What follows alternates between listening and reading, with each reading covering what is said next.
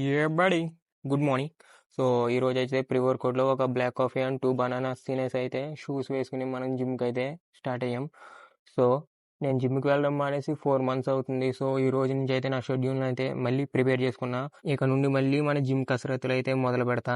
ఇక జిమ్‌కి వెళ్ళిన తర్వాత అయితే వార్మప్ ఇవన్నీ పూర్తి చేసుకున్న తర్వాత ఈ రోజు నుంచి అయితే మన షెడ్యూల్ స్టార్ట్ అని చెప్పానుగా. ఈ రోజు మన వర్కౌట్‌లో వచ్చేసి ఫస్ట్ చెస్ట్ వర్కౌట్ అనమాట. చెస్ట్ వర్కౌట్‌లో పుషప్స్ ఇవన్నీ అయిపోయిన తర్వాత మనం ఫ్లాటెడ్ బెంచ్ ప్రెస్ అయితే చేసా. ఫ్లాటెడ్ బెంచ్ ప్రెస్ వచ్చేసి each set 10 kg plates add చేసుకుని 3 సెట్స్ అయితే కంప్లీట్ చేశాను. 3 సెట్స్కి వచ్చేసి ఈచ్ సెట్ వచ్చేసి 8 ట్రిప్స్ చొప్పున 3 సెట్స్ అయితే కంప్లీట్ చేశా. అండ్ ఇక్కడతో ఫస్ట్ వేరియేషన్ అయితే కంప్లీట్ అయిపోయింది. ఇక సెకండ్ వేరియేషన్కి వెళ్తే సెకండ్ వేరియేషన్ వచ్చేసి ఇన్క్లైన్ డంబుల్ ప్రెస్ అయితే చేశారు. సో ఈ డంబుల్ ప్రెస్లో 15 kg each side 15 kgs dumbbells అయితే తీసుకుని అయితే ఈ సెట్ వచ్చేసి 8 రిప్స్ చొప్పున 3 సెట్స్ అయితే ఫినిష్ చేసుకున్నాం.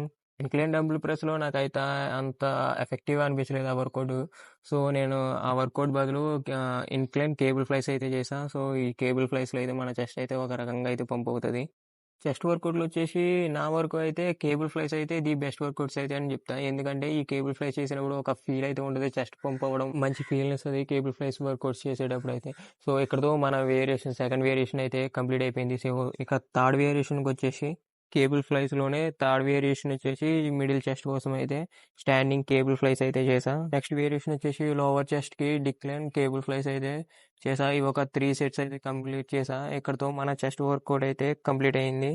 వర్కౌట్ చేసిన తర్వాత మన బాడీ అయితే ఎనర్జీని అయితే లో అవుతుంది. సో మళ్ళీ మన బాడీకి ఎనర్జీని రీఫిల్ చేయాలి కాబట్టి రూమ్కి వెళ్తూ మిల్క్ అండ్ బనానాస్ అయితే తీసుకున్నా.